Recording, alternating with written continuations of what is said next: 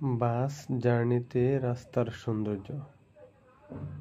ভোরের নিস্তব্ধতা ভেঙে যখন বাসের ইঞ্জিন গর্জে ওঠে, মনে হয় জীবন যেন নতুন করে চলা শুরু করেছে।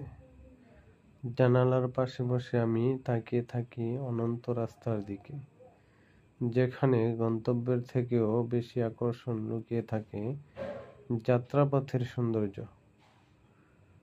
শহরের ভিড়ে পেছনে ফেলে বাস যখন গ্রামের পথে ঢুকে, বাতাসে মাটির গন্ধ আর সবুজে ঘ্রাণ মিশে যায়।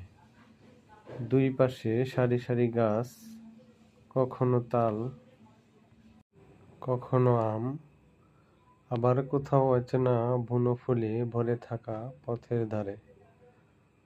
ছোট দোকানের সামনে ধোঁয়া উড়ে যায়, এক কাপ চায়ের ধোঁয়ায় সঙ্গে কুয়াশা মিশে তৈরি করে এক অদ্ভুত মায়া। রাস্তার পাশে দৌড়ে বেড়ানো ছেলেরা, নদীর ঘাটে নৌকা বেঁধে রাখা মাঝিরা, দূরে ভেসে থাকা পাখির ডানা, সব মিলিয়ে দৃশ্যগুলো যেন এক জীবন্ত ক্যানভাস। পাহাড়ি পথে উঠলে সৌন্দর্যের রং আরো গভীর হয়।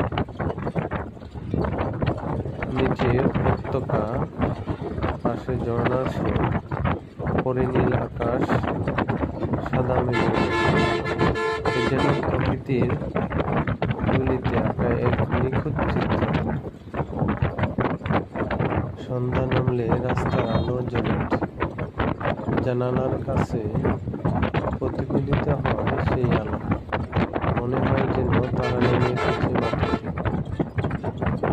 দূরে গিয়ে দেখানো যায় শহরের ব্যস্ততা, কিন্তু মন তখন আটকে থাকে সেই গ্রামীণ রাস্তার শান্ত সৌন্দর্য।